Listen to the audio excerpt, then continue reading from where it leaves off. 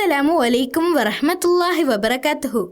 Hello friends, എല്ലാവർക്കും പ്രവാചക ചരിത്രത്തിലേക്ക് സ്വാഗതം. വിശുദ്ധ ഖുർആനിലും തിരുനബി വചനങ്ങളിലും പ്രതിപാദിച്ചിട്ടുള്ള ഏതാനും നബിമാരുടെ ജീവിത ചരിത്രത്തിലെ കുറച്ച് ഭാഗങ്ങളാണ് നിങ്ങൾക്ക് വേണ്ടി ഞങ്ങൾ ഇവിടെ അവതരിപ്പിക്കുന്നത്. ആയിരക്കണക്കിന് വർഷങ്ങൾക്ക് മുൻപ് നടന്ന ചരിത്രമാകുമ്പോൾ ചില അഭിപ്രായ വ്യത്യാസങ്ങളോ കുറവുകളോ ഉണ്ടാകും. അത് കൂട്ടുകാർ ക്ഷമിക്കുമല്ലോ. ബിസ്മില്ലാഹ്. പ്രോഫറ്റ് മൂസ അലൈഹിസ്സലാം. കഴിഞ്ഞ എപ്പിസോഡിൽ മൂസ നബി അലൈഹിസ്സലാമും സംഘവും ചെങ്കടലിലൂടെ ഇപ്പുറം എത്തിയ കഥ നാം പറഞ്ഞല്ലോ. അവിടുന്നവർ അവരുടെ വാഗ്ദാത ഭൂമിയായ കനാനിലേക്കുള്ള യാത്ര ആരംഭിച്ചു. അവർ പ്രവാചകനെ പിന്തുടർന്ന് വളരെ ദൂരം യാത്ര ചെയ്തു. കനാൻ സമൃദ്ധിയുടെ നാടാണെന്ന് അവർക്കറിയാമായിരുന്നു. പക്ഷേ അതിവിടെ നിന്നും വളരെ അകലെയായിരുന്നു.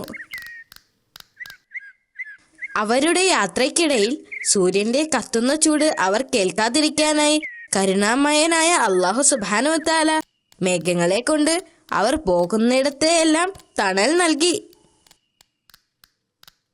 മരുഭൂമിയിലൂടെ യാത്ര ചെയ്യുമ്പോൾ അവർക്ക് ഭക്ഷണം കണ്ടെത്തുക അസാധ്യമാണ്. ആളുകൾക്ക് വിശപ്പ് കാരണം ക്ഷമ നശിച്ചു. അവർ പ്രവാചകനോട് എന്തെങ്കിലും ചെയ്യാൻ ആവശ്യപ്പെട്ടു. പ്രവാചകൻ തങ്ങളുടെ സഹായകനായ അല്ലാഹുവിനോട് പ്രാർത്ഥിച്ചു. എന്തൊരത്ഭുതം! അല്ലാഹു സുബ്ഹാനഹു വ തആല അവർക്ക് വേണ്ട ഭക്ഷണം ആകാശത്ത് നിന്നും മഴ പോലെ അവർക്ക് എത്തിച്ചു കൊടുത്തു. ഇതാണ് മന്ന എന്നറിയപ്പെട്ടത്.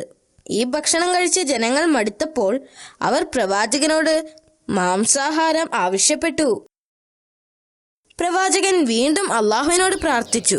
അല്ലാഹു അവരിലേക്ക് പക്ഷികളെ അയക്കുകയും ആളുകൾ അതിനെ പിടിച്ച് വേവിച്ച് കഴിക്കുകയും ചെയ്തു. തീർച്ചയായും അവർ അല്ലാഹുവിനാൽ അനുഗ്രഹിക്കപ്പെട്ടവരാണ്. കുറെ ദിവസങ്ങൾ അല്ലാഹുവിന്റെ സംരക്ഷണത്തിലായിരുന്നു. പിന്നീട് ജനങ്ങൾക്ക് ദാഹിക്കാൻ തുടങ്ങി. പ്രവാചകൻ വീണ്ടും അല്ലാഹുവിനോട് പ്രാർത്ഥിക്കാൻ തുടങ്ങി. കരുണാമയനായ അല്ലാഹു പ്രവാചകന്റെ പ്രാർത്ഥന കേട്ടു. എന്നിട്ട് മൂസ നബിയോട് തന്റെ കയ്യിലുള്ള വടി കൊണ്ട് ഒരു പാറയിൽ അടിക്കാൻ പറഞ്ഞു. അദ്ദേഹം അങ്ങനെ ചെയ്തപ്പോൾ പാറയിൽ നിന്നും വെള്ളം പുറത്തേക്ക് ഒഴുകാൻ തുടങ്ങി. ആ പാറയുടെ 12 ഭാഗത്തു നിന്നുമായിരുന്നു വെള്ളം വന്നുകൊണ്ടിരുന്നത്. അത് 12 ഗോത്രക്കാർക്ക് വേണ്ടിയായിരുന്നു. അവർക്കിടയിൽ ഒരു തർക്കമുണ്ടാകാതിരിക്കാനായിരുന്നു അല്ലാഹു സുബ്ഹാനഹു വ തആല അങ്ങനെ ചെയ്തത്.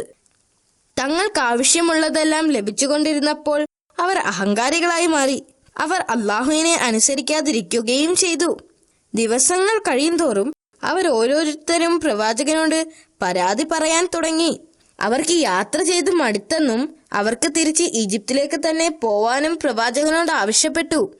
അവസാനം അവർ പ്രവാചകനെ ചോദ്യം ചെയ്യാൻ തുടങ്ങി. കുറച്ചുനാൾ മുമ്പ് വരെ ഈജിപ്തിൽ ഫിർഔനിന്റെ അടിമകളായിരുന്നതും അല്ലാഹുവിന്റെ അനുഗ്രഹത്താൽ അവിടെ നിന്ന് രക്ഷപ്പെട്ടതുമെല്ലാം ജനങ്ങൾ മറന്നുപോയി. ഇതിൽ പ്രവാചകന് വളരെയധികം വിഷമം തോന്നി. മാസങ്ങൾ സഞ്ചരിച്ചതിനു ശേഷം അവസാനം അവർ സീനാ പർവ്വതത്തിന്റെ താഴ്വാരത്തിലെത്തി. ഈജിപ്തിലേക്ക് പോകുന്ന വഴി പ്രവാചകനോട് അല്ലാഹു സംസാരിച്ച സ്ഥലമായിരുന്നു അത്.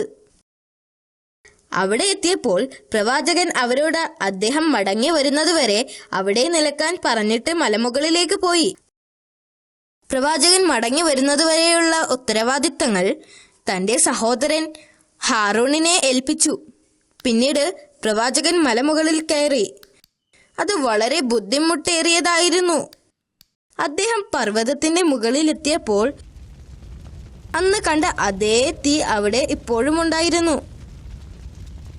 അല്ലാഹു അദ്ദേഹത്തോട് സംസാരിച്ചു. അവിടെ വെച്ച് അദ്ദേഹത്തിന് ഇസ്രായേലിന്റെ ഭരണത്തിന് വേണ്ട നിയമങ്ങൾ ഒരു കല്ലിൽ രേഖപ്പെടുത്തിയ ഒരു ഫലകം നൽകി. അതെടുത്തുകൊണ്ട് തന്റെ ജനങ്ങളുടെ അടുത്തേക്ക് പോകുവാനും അതിൽ എഴുതിയതെല്ലാം കർശനമാക്കാനും അല്ലാഹു സുബ്ഹാനഹു വ തആല പ്രവാചകനോട് കൽപ്പിച്ചു. പ്രവാചകൻ പോയിട്ട് ഇപ്പോൾ കുറെ ദിവസങ്ങളായിരിക്കുന്നു. അവർക്ക് ക്ഷമ നശിക്കാൻ തുടങ്ങി. അവർ ഹാറൂൻ നബി അലൈഹിസ്സലാമയെ വഴക്ക് പറയാൻ തുടങ്ങി. അവർക്കിടയിൽ നിന്ന് സമരിയ എന്ന് പേരുള്ള ഒരാൾ മുന്നോട്ട് വന്നുകൊണ്ട് പറഞ്ഞു, മൂസ നമ്മളെ ഉപേക്ഷിച്ചു പോയി. ഇനി അവൻ മടങ്ങി വരികയില്ല. നമുക്ക് നമ്മുടെ ദൈവങ്ങളായ വിഗ്രഹങ്ങളോട് ആവശ്യപ്പെടാം. അതിന് നമ്മുടെ കയ്യിൽ വിഗ്രഹങ്ങളൊന്നുമില്ലല്ലോ. മറ്റൊരാൾ പറഞ്ഞു, നമുക്ക് ഒരു വിഗ്രഹത്തെ ഉണ്ടാക്കാം. സമരിയ പറഞ്ഞു, വീണ്ടും വിഗ്രഹങ്ങളെ ആരാധിച്ചാൽ അള്ളാഹുവിൽ നിന്നുണ്ടാകാൻ പോകുന്ന ശിക്ഷയെക്കുറിച്ച് അവർ താക്കീത് നൽകി. എന്നാൽ ജനങ്ങൾ അത് ചെവിക്കൊണ്ടില്ല. അവർ അവരുടെ പദ്ധതികളുമായി മുന്നോട്ടു പോയി. സമരിയ പറഞ്ഞതുപോലെ ആളുകളുടെ കയ്യിലുണ്ടായിരുന്ന മുഴുവൻ സ്വർണവും വാങ്ങിച്ച് ഒരു വലിയ പാത്രത്തിലിട്ടു. അതിനെ ഉരുക്കിയെടുത്തു. ഈ ഉരുക്കിയ സ്വർണം ഉപയോഗിച്ച് അവർ സ്വർണത്തിന്റെ ഒരു കാളയെ ഉണ്ടാക്കി. അതിന്റെ ഉള്ളു പൊള്ളയായിരുന്നു. അതുകൊണ്ട് തന്നെ കാറ്റ് വീശുമ്പോൾ അതിൽ തട്ടി ഒരു ശബ്ദമുണ്ടാകുമായിരുന്നു.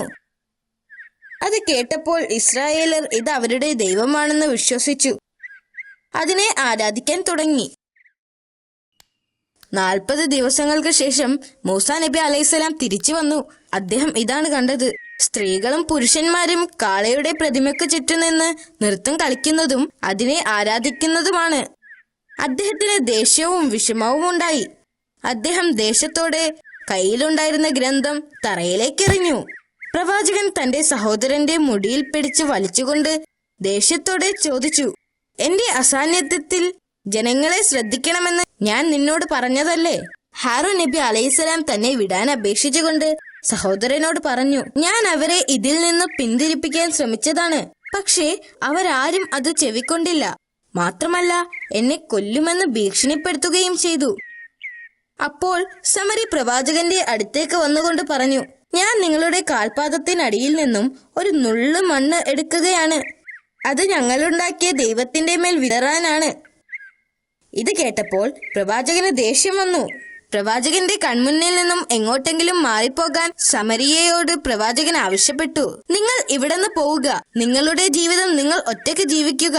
ഇത് നിങ്ങൾക്കുള്ള അള്ളാഹുവിന്റെ ശിക്ഷയാണ്. പ്രവാചകനെ സുഖിപ്പിക്കുവാൻ വേണ്ടിയായിരുന്നു സമരിയ ഇങ്ങനെ പറഞ്ഞത്.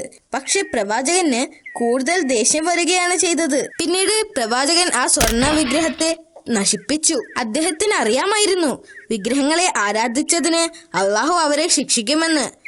അതിനാൽ ഓരോ ഗോത്രത്തിൽ നിന്നും 70 മുതിർന്ന ആളുകളെ വീതം തിരഞ്ഞെടുത്തു. എന്നിട്ട് അവർ ചെയ്ത തെറ്റിന് മാപ്പിനെ തേടാൻ ആവശ്യപ്പെട്ടു. അദ്ദേഹം 70 പേരെ കൊണ്ട് സിനാ പർവ്വതത്തിന്റെ മുകളിലേക്ക് നടന്നു. മലയുടെ മുകളിലെത്തിയപ്പോൾ പ്രവാചകൻ അവരോട് അവിടെ നിൽക്കാൻ പറഞ്ഞിട്ട് അദ്ദേഹം മുന്നോട്ട് നടന്നു. അവിടെ വെച്ച് മൂസാ നബി അലൈഹിസ്സലാം അല്ലാഹു സുബ്ഹാനഹു തആലയുമായി വീണ്ടും സംഭാഷണം നടത്തി. പ്രവാചകൻ സംസാരിക്കുന്നത് അവർക്ക് കേൾക്കാമായിരുന്നു. പക്ഷേ അവർക്ക് കാണാൻ കഴിയില്ലായിരുന്നു. പ്രവാചകൻ തിരിച്ചു വന്നപ്പോൾ അവർ അദ്ദേഹത്തോട് പറഞ്ഞു, ഓ മൂസ, ഞങ്ങൾ എല്ലാവരും അള്ളാഹുവിനെ നേരിട്ട് കാണുന്നതുവരെ ഞങ്ങൾ നിന്നെ വിശ്വസിക്കുകയില്ല. പെട്ടെന്ന് വലിയൊരു ഇടിമുഴക്കമുണ്ടായി. ഭൂമി കുലുങ്ങി വിറച്ചു. വളരെ പെട്ടെന്ന് തന്നെ അവരെല്ലാവരും കൊല്ലപ്പെട്ടു.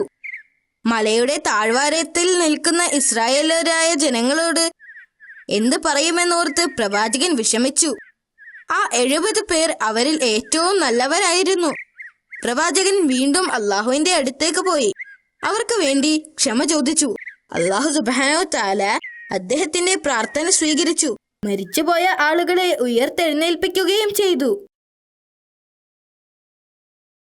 ഇസ്രായേലരിൽ കുറെ പേർ അള്ളാഹുവിന്റെ ആജ്ഞകളെ ധിക്കരിച്ചു. ജനങ്ങളുടെ അവഗണനയും നിഷേധവും കാരണം പ്രവാചകന് വളരെയധികം ബുദ്ധിമുട്ട് അനുഭവിക്കേണ്ടി വന്നു. അവർ ചെയ്ത പാപങ്ങൾ കാരണം അള്ളാഹു അവരെ ഒരിക്കലും കനാനിലേക്ക് എത്തിച്ചില്ല. മരുഭൂമിയിലൂടെ അലഞ്ഞു തിരിഞ്ഞ് ക്ഷീണിതനായ ഹാറൂൻ അലൈഹിസ്സലാം ധാരാളം ബുദ്ധിമുട്ടുകൾ അനുഭവിക്കേണ്ടി വന്നു. വർഷങ്ങളായുള്ള യാത്രക്കൊടുവിൽ അദ്ദേഹം വഫാത്തായി. മൂസാ നബിയുടെ മരണസമയം എത്തിയപ്പോൾ അള്ളാഹു മലക്കിനെ പ്രവാചകന്റെ അടുത്തേക്ക് അയച്ചു. മലക്ക് നബിയുടെ അടുത്തെത്തിയപ്പോൾ അദ്ദേഹം വിസമ്മതിച്ചു. അപ്പോൾ മലക്ക് അള്ളാഹുവിന്റെ അടുത്തേക്ക് മടങ്ങിപ്പോയി ചോദിച്ചു, മരിക്കാൻ ഇഷ്ടമില്ലാത്ത ഒരു അടിമയെ വിളിക്കാനാണോ എന്നെ അയച്ചത്? അള്ളാഹു മലക്കിനോട് പ്രവാചകന്റെ അടുത്തേക്ക് മടങ്ങിപ്പോകാൻ പറഞ്ഞു. എന്നിട്ട് അദ്ദേഹത്തോട് ഒരു കാളയുടെ പുറകിൽ കൈവെക്കുവാനും അദ്ദേഹത്തിന്റെ കയ്യിൽ പറ്റിയിരിക്കുന്ന രോമങ്ങളിൽ ഓരോ രോമത്തിനും 1 വർഷം വീതം ജീവിക്കാൻ അനുവദിച്ചിരിക്കുന്നു എന്ന് പറയാൻ ആവശ്യപ്പെട്ടു. മലക്ക് നബിയുടെ അടുത്ത് ചെന്ന് അള്ളാഹുവിന്റെ സന്ദേശം അറിയിച്ചു. അതിനുശേഷം എന്ത് സംഭവിക്കും? പ്രവാചകൻ ചോദിച്ചു. മരണം, മലക്ക് പറഞ്ഞു. എന്നാൽ അതിപ്പോൾ തന്നെ ആവട്ടെ. അദ്ദേഹം മറുപടി പറഞ്ഞു. പുണ്യഭൂമിയിൽ വെച്ചോ അതിനടുത്ത് വെച്ചോ മരിക്കാൻ അനുവദിക്കണമെന്ന് പ്രവാചകൻ അള്ളാഹുവിനോട് അപേക്ഷിച്ചു. അള്ളാഹു അദ്ദേഹത്തിന്റെ ആവശ്യം അംഗീകരിച്ചു.